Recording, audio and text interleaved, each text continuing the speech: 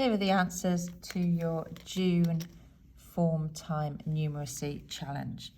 Question 1 is 11, question 2, 15, question 3, 17, question 4, 31 minutes, question 5, 3, question 6, 6, question 7, 72, question 8, 13,552, question 9, 7,925, question 10, 17.42.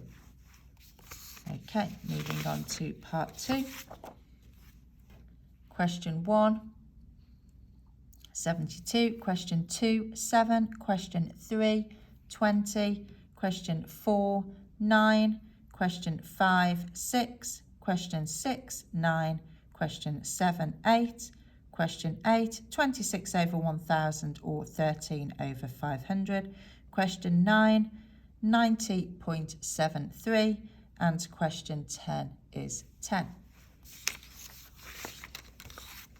Part 3, question 1 is 9, question 2 is 8:27 p.m, question 3 is 42, question 4 is 16, question 5 is 9, question 6 is 10, question 7 is -2, question 8 is 1.28, question 9, 1.3, and question 10 is 27.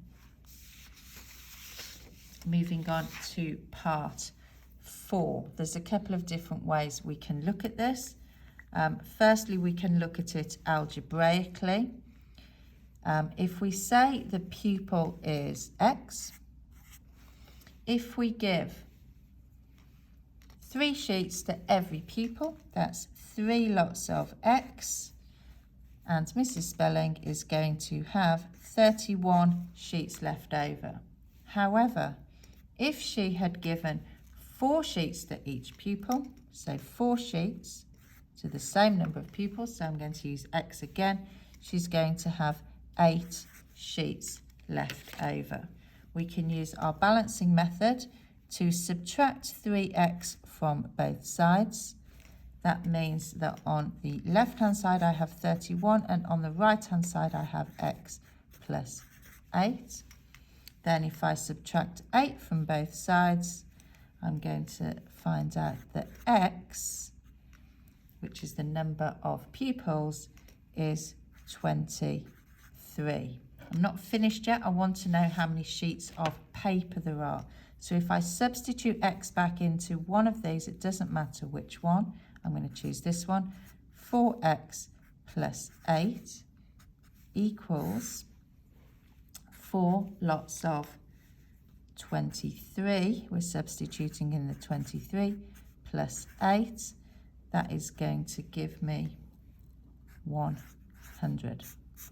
Okay, so the answer is E, 100. It's a little bit of a cheeky way we can look at this as well. If we know that if each pupil gets 4 sheets, there are 8 left over, we could look at using multiples. We know that the answer has to be a multiple of 4 because each pupil gets 4 sheets, but also there are 8 sheets left over, which is also a multiple of 4.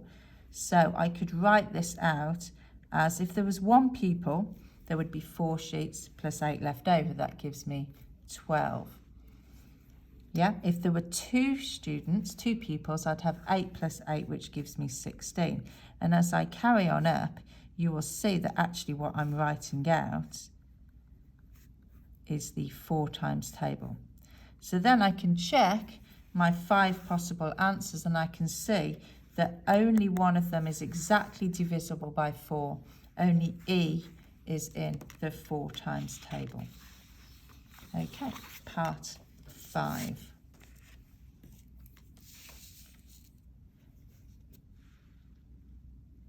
Okay, so we want to buy a computer game that costs £26 and we have saved 5p's, 10p's and 50p. So let's have a look. I've got 5p's, I've got 10p's and I've got 50p's. Okay, I'm saving them in the ratio of 2 to 5 to 1. Okay, so if I add these together, I've got, if I had 8 coins, I'd have 2 5p's, 5 10p's and 1 50p. But I don't have 8 coins, I actually have 120 coins.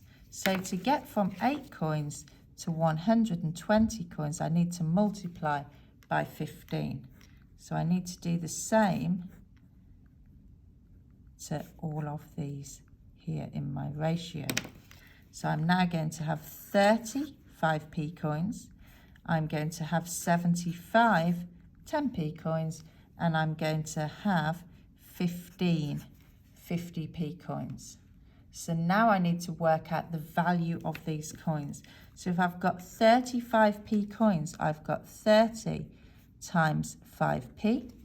That's going to give me £1.50.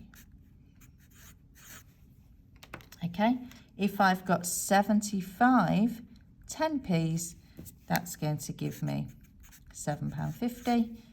And if I've got 15 50p's, that is also going to give me £7.50. If I add those three together, I'm going to have £16.50.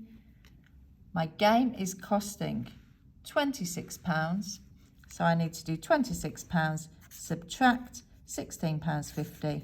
That is going to give me £9.50 that I still need to save. All right, for the dingbats, we have square root as our first one, and we have triangular numbers. I'll also accept triangle numbers for the second one. Right, the challenge question. I don't know if you'll have had time to work through this. You don't actually need to fill in all of the boxes.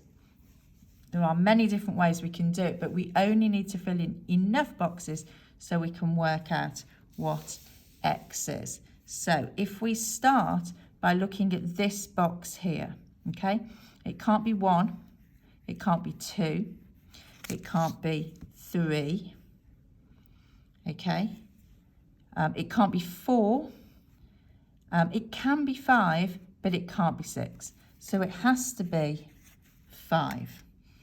Now I've done this one, maybe let's look at this box here. It could be 1, but it can't be 2, it can't be 3, it can't be 4, it can't be 5, and it can't be 6. So it must be 1. Right, let's see if we can finish off this square and see if that will help us.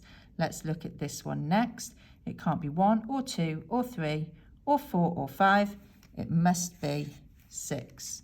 Therefore, this remaining box here has to be 3. Now, I still need to work out, remember, what X is. So let's see if I can now fill in this column, and then we'll know what X is. So let's look at this one here. It can't be 1, it can't be 2, it can't be 3, it could be 4, it can't be 5, and it can't be 6. So this one must be 4.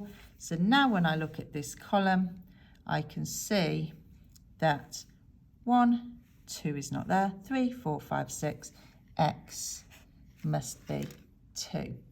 And the more you get practice with these, the more you can see that actually there are a couple of boxes perhaps I didn't even need to fill in. Maybe I didn't need to worry about those 2 boxes. I could just go straight in with this column. Thanks very much.